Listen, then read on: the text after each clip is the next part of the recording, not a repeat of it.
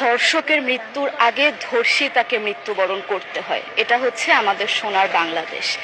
একজন ধর্ষকের জীবনের মূল্যটা এত বেশি যে তাকে ফাঁসির মঞ্চে দাঁড় করা যাবে না।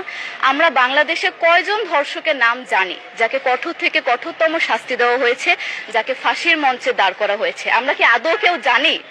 জানি না। অথচ আমরা কতগুলো যারা যারা ধর্ষিত হয়েছে তাদের নাম জানি। অনেক বড় এই লিস্ট, আসলে অনেক বড়, বলে শেষ করা যাবে না।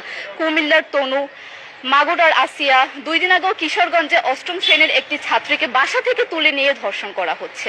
বাবার হাতে মেয়ে ধর্ষিত হচ্ছে, ভাইয়ের হাতে বোন ধর্ষিত হচ্ছে। আমরা আসলে নিরাপদটা কোথায়? আমার মনে হচ্ছে আমরা যেন আইয়ামে জাহিলিয়া যুগে চলে গিয়েছি।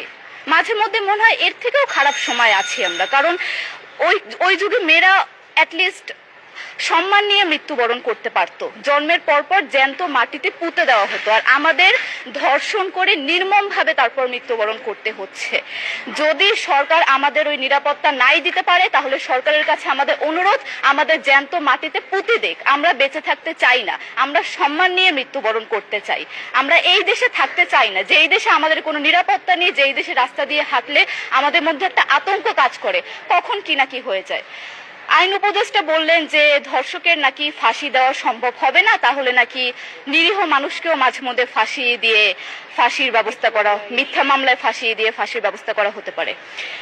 আইন উপদেষ্টার কাছে আমার প্রশ্ন, আল্লাহ না করুক আজকে যদি আপনার কাছের কেউ, আপনার বোন অথবা আপনার স্ত্রী অথবা আপনার মেয়ের সাথে যদি এরকম কোনো কিছু হতো, আপনি কি আসলে এটা বলতে পারতেন যে না, ধর্ষককে ফাঁসি দেওয়া যাবে না? কোনোদিনও পারতেন না। আপনি সবার আগে তার ফাঁসির ব্যবস্থা করতেন, সম্ভব হলে নিজের হাতে মেরে ফেলতেন। তাহলে আমাদের বেলায় কেন এত বৈষম্য? আমরা কি দোষ করেছি? আমরা কি নারী না? আমরাও তো কারো বোন, আমরাও তো কোনো বাবার সন্তান, আমাদেরও তো বেঁচে থাকার অধিকার আছে, তাই না?